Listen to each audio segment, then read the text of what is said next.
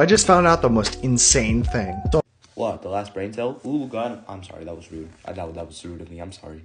I'm doing research for my next video on the Islamic view of Satan. Unrelated. Why does that picture of Satan look like a white guy who just... Like a cartoon type white guy who like gets sunburned and he gets all red?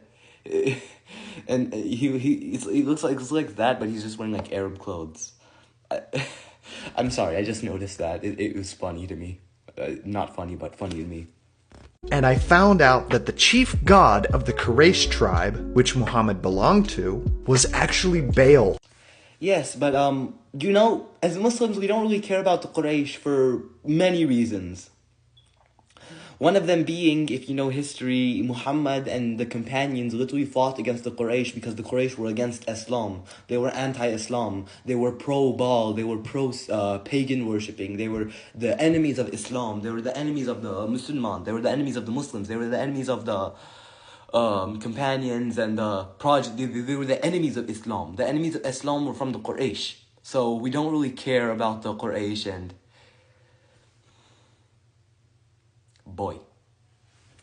Brought over from Syria. The name itself, Baal, was mixed in with the pagan moon god of the polytheist called Hubal. You actually pronounced it almost right this time, but no, the Arabs did not. The pagan Arabs were stupid, for sure, but they weren't stupid enough to, I don't know, mix the name of their gods. Why do you do this? With Arabic, Hubal eventually became Hubalah, which became Allah in Islam. Oh my god. Oh, what the heck? Oh, man, I really needed that laugh today. Oh, thank you, man. I'm literally, oh my god, I'm about to cry from laughing now. Oh my god. Oh man, and the thing is, I watched this before making this, and I'm still laughing when I think about it. Bro, it's not that hard. Okay, Muslims call God Allah from the whatever. I have the Bible right here, and it has an Arabic section, so uno momento, por favor.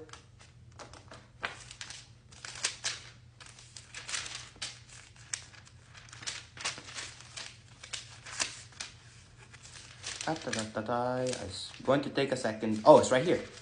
It's right here.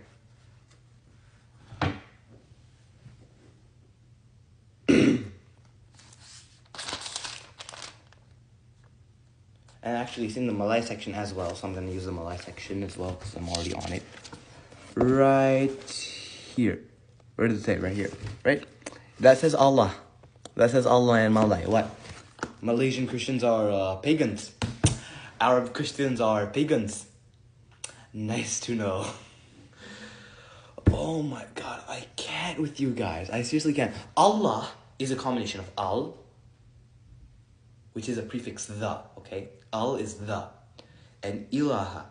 Ilaha means God or deity.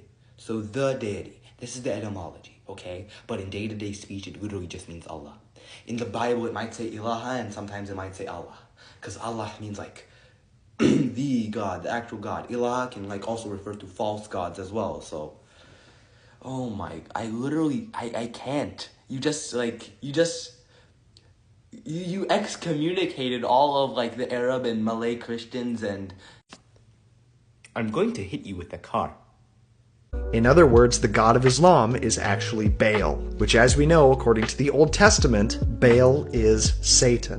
I know as a Christian you don't speak Arabic, but if you don't know basic Hebrew for your like liturgical purposes, it's Baal and Shatan. Baal, Shatan. Baal and Satan are not, no, they're not religious things. Baal is what you pay to get out of jail. Satan is a type of fabric, satin, okay? Let's not equate religion to fabrics. I'm so done. In fact, the moon god was traditionally a goddess, but they flipped it in Islam to make him the chief deity amongst 6 other deities, worshipped at the Kaaba. Why would the Muslims destroy their gods? Have you ever thought about that? If like Muslims truly worship those idols, like, really weird that the Muslims would destroy all of the idols around the Kaaba of these gods, goddesses, these false idols, by the way. It's weird that the Muslims would destroy these idols if they were their gods, because you don't destroy your god, do you? Have you ever thought about that? Why would the Muslims destroy their own gods if they worship them? No, the Muslims were the ones who destroyed these idols. The Muslims. Yeah, the Muslims. Muhammad himself ordered the destruction of these idols when he conquered Mecca. So, no, you're wrong. The Muslims were the one who restored that house of Abraham, by the way, to its original purpose as a house of worship for God. Which is funny because Abraham built that house fleeing from idol worship, because the idol worshippers of Babylon were trying to kill him. He fled from Babylon to here, to Mecca, to build a house in the honor of God, for the purpose of worshiping God. Then, ironically, they build idols around that house. Ironic, isn't it? And they say, oh, you Muslims love to destroy the idols of the history. No, it was destroying idols is specifically for that house because it was built as a house of worship for God. They took it. We took it back. And of course, they're all fertility pagans, kissing the black stone, which is intentionally shaped like a you-know-what. I actually do not know. Please, I would love to be enlightened. I don't know what the black stone is shaped like, because the black stone is broken into two pieces from a conflict that happened, like, I think, 200, 300 years after Hijrah. Look up the Qarmatians. They were like Muslim communists, except less Muslim, more communist. They used Islam to justify communism, and also they were like really, really against like Islam, so look them up. Reminiscent of Ashura worship. And the more I read, it seems that Muslims, when they go on the Hajj, they become self-aware of this pagan practice.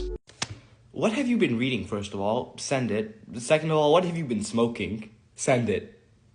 Thank you. Wait, shoot, smoking is haram. Never mind the second part. Even jihad and self-deletion martyrdom was a form of ritual sacrifice of Baal, which... The way Semitic languages work, like Arabic and Hebrew, is they have a triconsonant root, which encompasses the general meaning. And based on like how long or like what vowels are in between those consonants, the meaning can slightly change. So jihad comes from the triconsonant root jim ha dal, okay? And then occasionally in this word jihad, the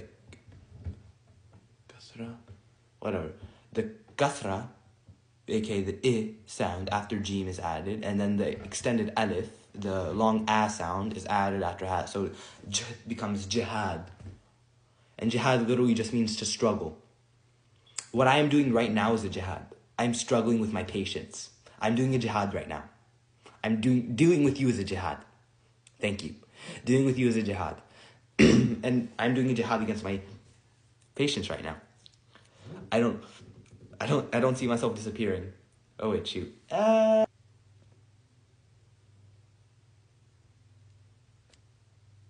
Islam adopted. So don't ever let Muslims try to tell you Islam is an Abrahamic religion. They have a standard of grouping religions, and it isn't based on like, oh, I don't like this religion, so it's not Abrahamic. No, they have a set standard, and whether you like it or not, Islam is Abrahamic religion. Monotheistic. You want to talk about monotheism? You guys believe Jesus was a Jew, right? Ask the Jewish what they believe of you guys. They can enter a mosque, okay? They are monotheistic. They can enter a mosque. Yet they can't enter a church because of the Trinity, which is triune. It's not monotheistic, by the way.